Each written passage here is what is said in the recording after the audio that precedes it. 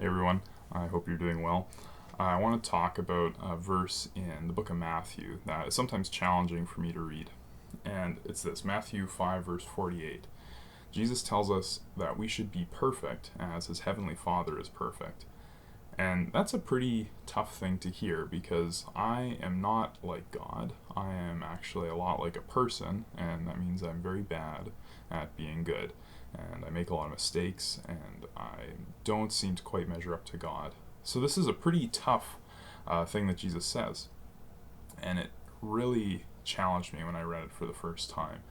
And it really made me question this whole thing, if it was even worth trying to be a Christian anymore, because clearly the standards were just much too high. But eventually I found Philippians 3 verse 12, which was written by Paul, who was a really important biblical author and did a lot of really good stuff for the early church. And he says this in Philippians 3 verse 12. He says, "Brothers and sisters, I have not achieved perfection. Rather, I leave what is behind me and I press forward to God that is in front of me." That's a rough paraphrase, but if you read Philippians chapter 3, that's what you'll find.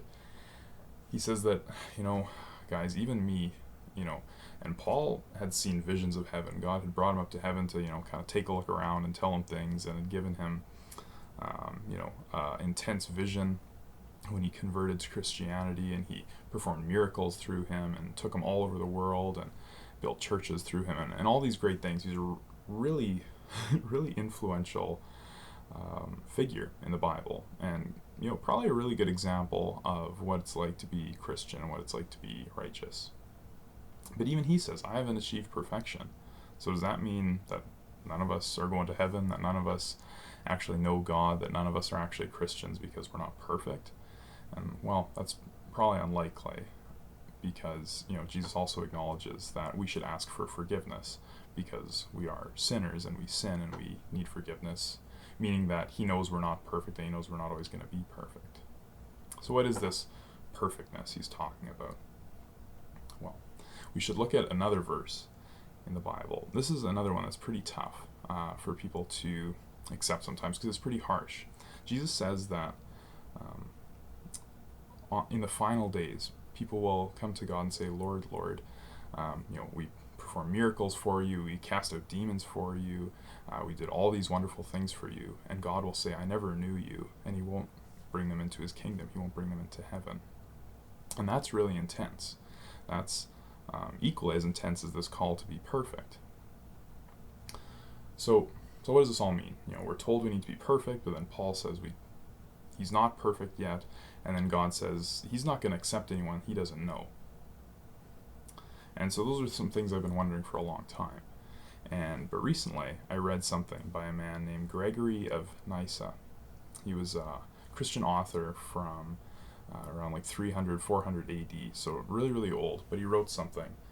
He wrote something about perfection. And he said that to be a friend of God is to reach perfection in our human lives.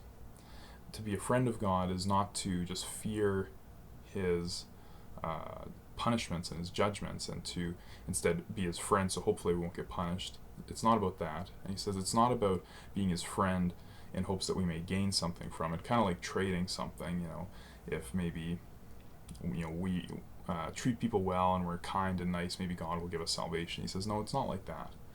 He said rather we should be a friend of God and strive to be a friend of God, because we know there is nothing else worth doing in our life. There is nothing else that is honorable, and there's nothing else we should desire. We need to train ourselves to realize that being a friend of God is the only thing worth doing. And so if we look at perfection as that, this starts to make sense, because we can't be perfect right now here on earth. But when Jesus comes back, and when Jesus, completes the final parts of the cross and brings God's kingdom onto earth, and people go to God, and God will turn away some that don't know him. But for those of us that have chased this perfection of being a friend of God, those people do know God, and those people will be in the kingdom of heaven. And that was what Paul was talking about when he says he pushes forward to God. He pushes forward to what is ahead of him, and what is ahead of him is friendship with God. So when Jesus asks us to be perfect, we know that on our own strength we cannot be perfect. But we can chase and desire and build our friendship with God so that we know God and that God knows us. So this week, how can you build your friendship with God? What can you do? What sort of habits, what sort of things can you do in your own spiritual life to build your friendship with God? Talk about some of those things and think about some of those things tonight as a small group. I hope you guys have a wonderful time, and God bless.